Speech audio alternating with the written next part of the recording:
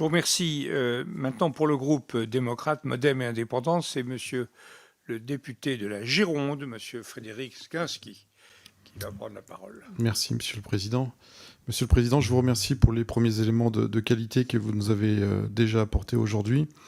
Votre rapport est très instructif en ce qu'il dresse les possibilités qui sont offertes à la France de renforcer ses armées et sa politique de défense dans un cadre difficile où nos finances publiques sont contraintes. Il me semble important de rappeler que dans un contexte où les affrontements ne se limitent plus au champ de bataille, des finances saines et une cohésion sociale assurée sont autant d'éléments importants pour défendre notre pays.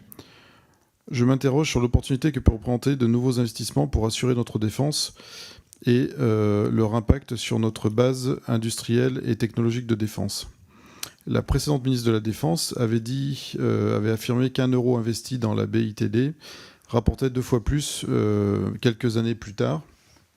D'autres évoquent des chiffres plus flatteurs encore. Quel est, d'après vous, quel effet peut-on attendre d'un investissement supplémentaire de la France en matière de défense dans notre économie ? Ça, c'était ma première question. La seconde, dans une perspective d'accroissement de l'autonomie stratégique européenne, nous devons soutenir donc une coopération au niveau européen en matière d'armement.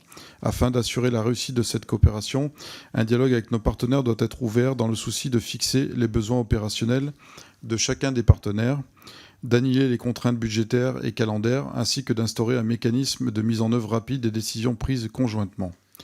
Nous ne le répéterons jamais assez, la coopération des États européens est la condition sine qua non à la préservation de notre indépendance, notamment vis-à-vis des États-Unis. Nos efforts doivent aujourd'hui se concentrer autour du développement de systèmes ambitieux comme le système de combat aérien du futur, le SCAF, lancé en coopération avec l'Allemagne et l'Espagne.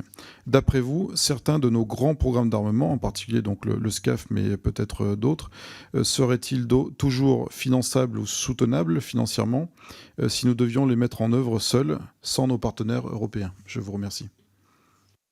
Merci, monsieur le député.